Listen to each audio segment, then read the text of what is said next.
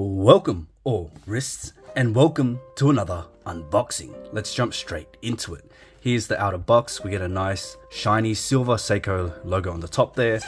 Nothing else, very simple, very minimalistic, just a cardboard box. Open up the flap. Inside we get the actual box. Now in typical Seiko fashion recently, you don't really get any booklets or anything like that anymore because they are doing things digitally.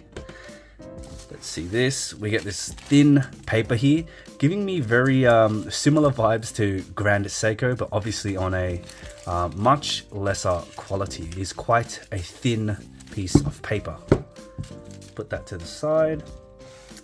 Okay, and now we have the actual box, this black and blue theme, because this is a Save the Ocean edition. The white Seiko logo there.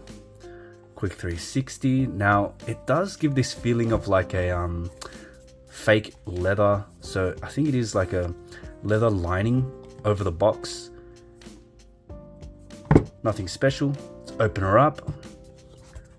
Black protective foam to make sure your watch is safe. Here's the watch. I'll put this to the side for now. Here's the pillow. It's a very long pillow. Black as well, has that same leathery feel as the outer box. Let's give it a squish. Very nice and soft. It should articulate to your wrist size well. Now inside I have my spare links, so it is sized to my wrist. Nice that they kept the tag as well. Let's put that here. Now inside the box, again it's following that same black and blue theme with that same leather texture on the outside. Padded top, so you can ensure safety. Seiko prospects Save the Ocean, so you know it's that Save the Ocean edition. Very simple box, very minimalistic. This part here is like a cardboard feeling. Very simple. Let's put the box to the side and we'll get to the watch. Here it is, guys. This is the Seiko SPB297, a part of Seiko's Save the Ocean line. Now straight away, what I love about these Save the Ocean watches are the dials. They always incorporate these patterns or textures that really add a whole bunch of interest to the dial, and they always seem to incorporate some sort of blue to really tie in with the ocean, giving a real aquatic theme to the watch. Now it features those rectangular hour markers and indices because it is influenced by the 62 MAS, and it just looks so fantastic. I love the way the hour markers work with the hands. You know, the handset there, it still has that rectangular shape with a bit of a point, so everything seems very cohesive. The date window there, if you can see, matches the alignment of the hour markers as well, so it doesn't appear, you know, asymmetrical at all. It actually fits in quite well. Very crispy printing on the dial there in white, and just look at that texture. It has this texture that it's very similar to the birch dials of Grand Seiko, but it has a more subtle patterning to it. Has a very subtle finishing to it compared to that of Grand Seiko. It also has a very slight sunburst finish underneath, which really gives it that added interest and pop of color. You get a lot of shades from this texture and finishing, which really just brings out that blue of the dial there. Now the bezel insert, it's a steel insert in black, has this very fine circular brushed finishing to it.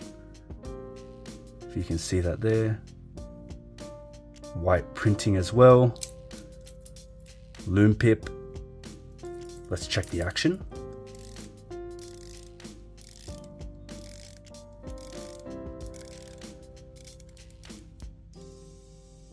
Action's not bad. Everything lines up well, which is nice to see. Action feels, you know, it's solid. It does have this hollow sound. The clicks aren't as audible, or I don't know how to, more tactile as I'd like. It kind of feels a little slippery You know, it's slippery, but it's like not slippery at the same time. It's very hard to describe. The bezel has a very nice coin edge construction. It's very easy to grip, easy to operate. It works well. It just has this slippery feeling that I can't quite put my finger on.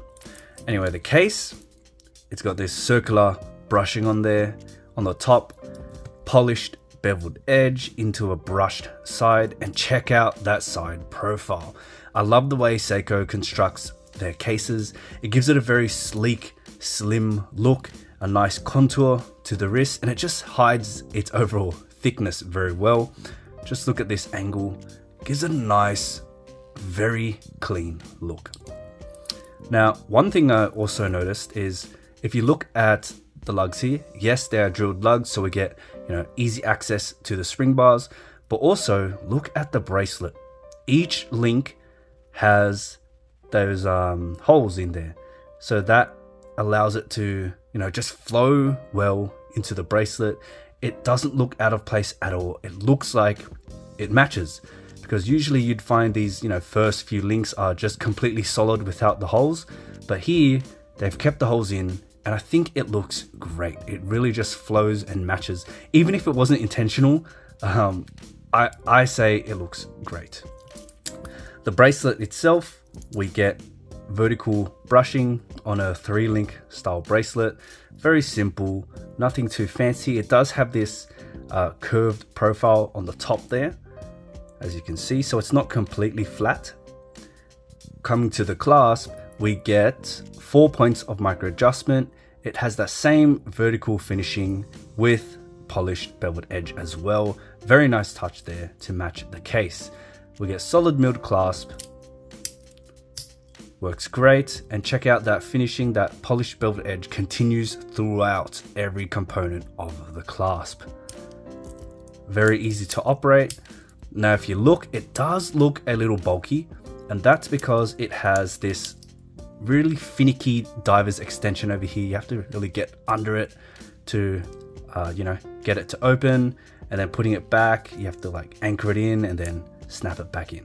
Once you get used to it, it's very easy to operate, but you know, it is a little finicky compared to other options out there, but it does work well. And that diver's extension right there is what forms a lot of the bulk of the clasp. As you can see, it extends it, but what I like about it is, even though it does, you know, extend it, causes some bulk, it does articulate quite well. So when you're wearing it on the wrist, it's not that noticeable at all. So if you see here like this, you can see how it contours against a curve. So it's not really a big issue, but if you're concerned about a bulky clasp, then that's something to watch out for.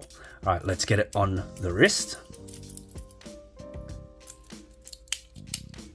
And on the wrist, I have a 6.5 inch wrist, and it is very comfortable. And as I was talking about before, that diver's extension, here it is. Look at that, it curves so well. You don't even notice it when it's on the wrist, really. It's very out of the way, no hot spots.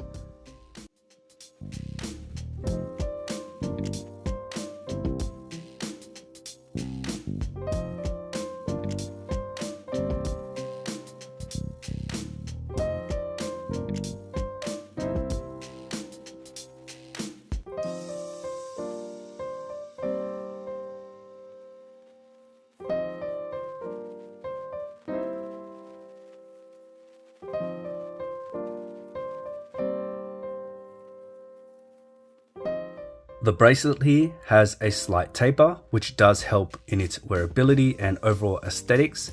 And the Endlinks, I like what they've done with the Endlinks here. Now I know some of you might not like this Endlink setup, but what I like about it is, I like how they've tried to conform it to the case or make it flow from the case, instead of just doing a bracelet with, you know, that straight Endlink format. This one here at least looks like it, you know, kind of belongs on the watch. And although it's not a completely tight fit, as you can see there, there's a bit of wiggle room, I'd say it fits quite well. Now it does have male end links, so it will protrude a bit, as you can see from the lugs, but it does have a nice slope contour down, which overall does help with wearability, and on my wrist it wears fantastic. It feels very comfortable, and I don't notice these male Endlinks at all because they contour so well. Now here's a bit of a Lume Shot. Now my room is, as you can see, not completely dark. I have my lights off, but I do have a bit of sunlight coming through, trickling through a window here. So you can see it's a dim room. You can see that lume starting to come through. As you can expect with Seiko, it's very good. You know, other watches I have wouldn't even be glowing at this stage, but you know, Seiko, you can always rely on their lume. Alright, there it is guys. Once I spend more time with the watch, I'll do a more in-depth review. If you liked the video, give it a thumbs up. Let me know in the comments what you think about the watch, and consider subscribing for more watch content. I'll see you in the next one.